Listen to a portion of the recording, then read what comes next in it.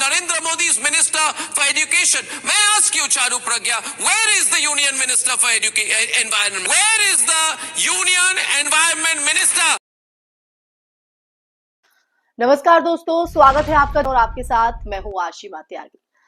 दोस्तों, कल्पना कीजिए, जिस चैनल को सालों तक सत्ता की ढाल, सरकार का अनऑफिशियल प्रवक्ता और गोदी मीडिया का पोस्टर बॉय कहा गया, वही चैनल अचानक सत्ता से सवाल पूछने लगे और नतीजा टीआरपी में 556% की ऐतिहासिक उछाल और डिजिटल रीच में 2000% का विस्फोट। 2000% का मैंने जिक्र किया, 556% का मैंने जिक्र किया दोस्तों।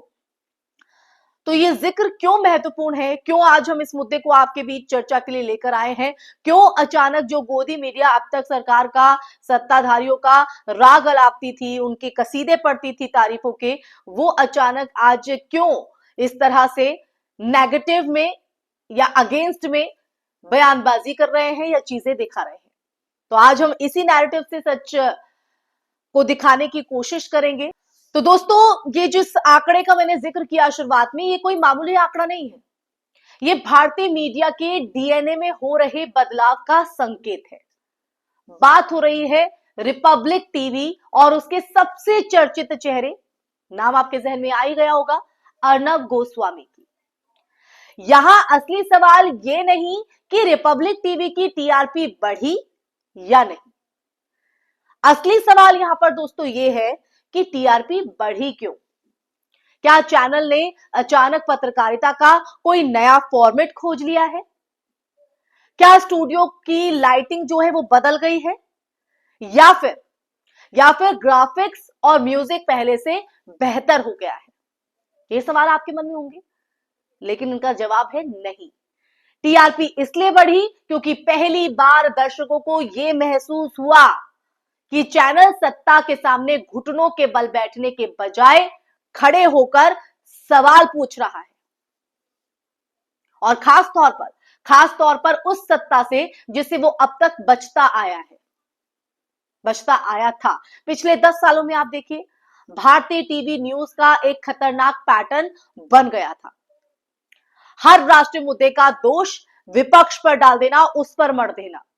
हर सरकारी विफलता का जो बहाना है वो 2014 से पहले ढूंढ लेना, और हर संवेदनशील सवाल को राष्ट्रवाद के शोर में दबा देना। डिबेट का मतलब ये कहीं ना कहीं यही रह गया था, चिल्लाना, अपमान करना, एक तय नैरेटिव जो है वो थोप देना। लेकिन जैसे जैसे नरेंद्र मोदी सरकार के 10 साल पूरे हुए, वैसे जनता के सवाल भी तेज होने लगे, तीखे होने लगे। बेरोजगारी, महंगाई, चुनावी चंदा, एजेंसियों का राजनीतिक इस्तेमाल, लोकतांत्रिक संस्थाओं को की जो हालत है उसको लेकर।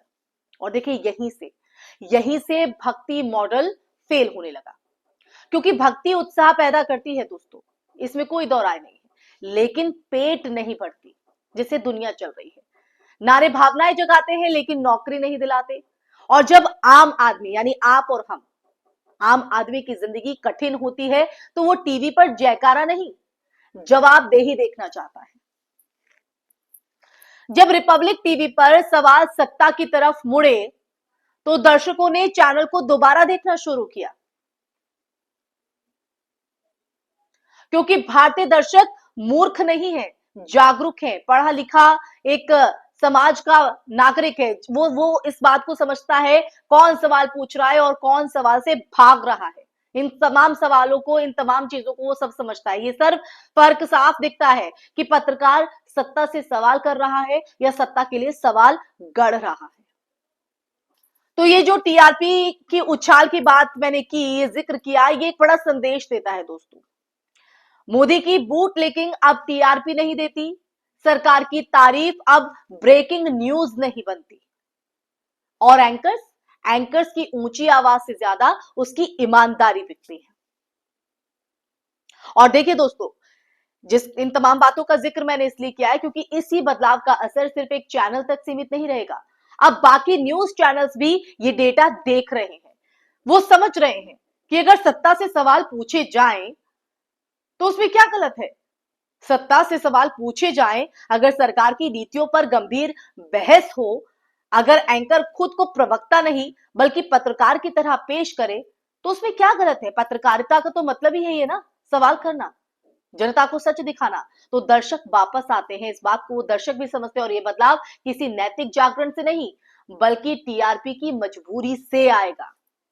लेकिन लोकतंत्र के इतिहास में कई बार मजबूरी से जो आए बदलाव भी एक बड़ा असर छोड़ जाते हैं दोस्तों।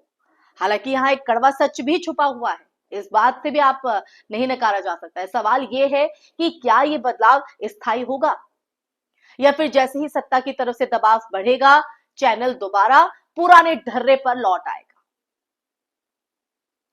क्योंकि भारतीय मीडिया का इतिहास दोस्तों अगर हम देखें तो वो ये बताता है, जाहिर करता है कि यहाँ विचारधारा से ज्यादा मजबूत चीज होती है पावर और प्रेशर। फिर भी इस टीआरपी उछाल ने एक भ्रम को तो जरूर तोड़ दिया है। ये साबित कर दिया है कि देश की जनता गोदी मीडिया से ऊब चुकी है। वो सवाल चाहती है, बहस चाहती है, जवाब चाहती है, और जो चैनल जनता की आवाज बनेगा वही टिकेगा, वही बचेगा। तो दोस्तों आज सवाल पूछने से टीआरपी बढ़ रही है, सिर्फ सवाल पूछने से। कल यही सवाल लोकतंत्र को जिंदा भी रखेंगे दोस्तों। आप फैसला मीडिया को करना है कि वो किस ओर अपनी इस हवा को बहती है उनकी, या वो क्या कदम उठाते हैं। वो सत्ता का माइक बनेगा या जनता की आवाज। इसी के साथ इस चर्चा में फिलहाल के लिए बस इतना ही दोस्तों। ये चर्चा आपको कैसी लगी, इस सच को जानने के बाद आपके मन में क्या विचार है, आपका नजरिया इसको लेकर क्या कहता है। और जो मीडिया का ये रुख अभी फिलहाल कुछ चैनल्स पर देखने को मिला है, सत्ता से सवाल करना, जनता की आवाज बनना, जनता को सच दिखाना, इससे आप कितना इत्तेफाक रखते हैं। कमेंट बॉक्स में कमेंट करके जरूर अपनी राय, अपने विचार व्यक्त कीजिएगा दोस्तों। इस वीडियो को ज्यादा से ज्यादा शेयर कीजिएगा, हमारे चैनल को सब्सक्राइब कीजिएगा। फिर हाजिर होंगी ऐसे ही सच का संवाद लेकर, तब तक के लिए अपना ख्याल रखिए। जय हिंद, जय भारत, नमस्कार।